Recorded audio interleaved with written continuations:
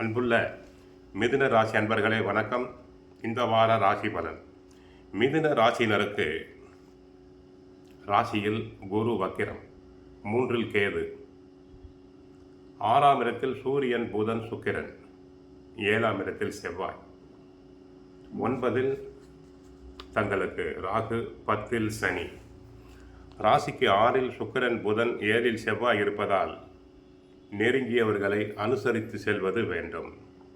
கணவன் மனைவி இடையே ஒன்றுமே இல்லாத விஷயத்திற்கு கூட சண்டை சச்சரவுகள் வரலாம். தேவையில்லாத கருத்து வேறுபாடுகள் ஏற்படலாம். பண வரவில் ஏற்ற இறக்கமான சூழ்நிலை காணப்படும்.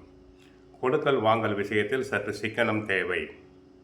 அலைச்சல் காரணமாக இருப்பதை அனுபவிக்க இடையூறுகள் உண்டாகும்.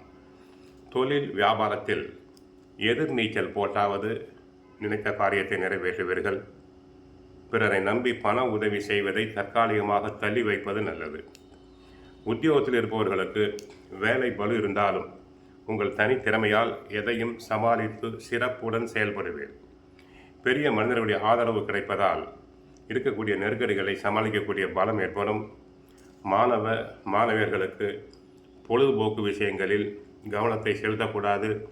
கெட்ட சகவாசம் கூடாது. 3க்குரிய சூரியன் 7ஆம் இடத்தில் செவ்வாயோடு இணைகிறார்.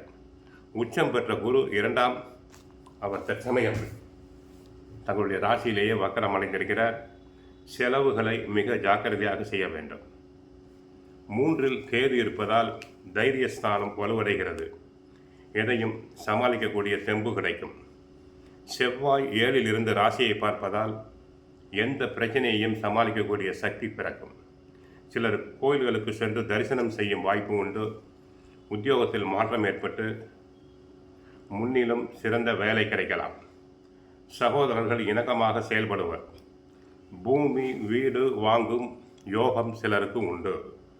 புதிய நண்பர்கள் மற்றும் முக்கியஸ்தர்கள் அறிமுகம் உதவிகரமாக இருக்கும்.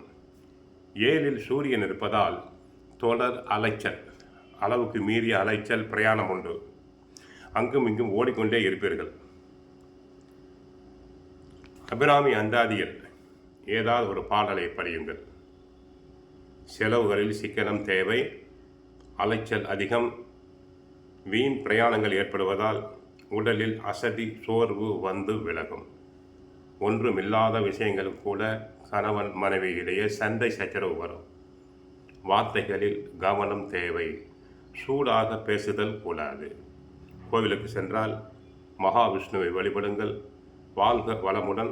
மங்களம் உண்டாகட்டும்.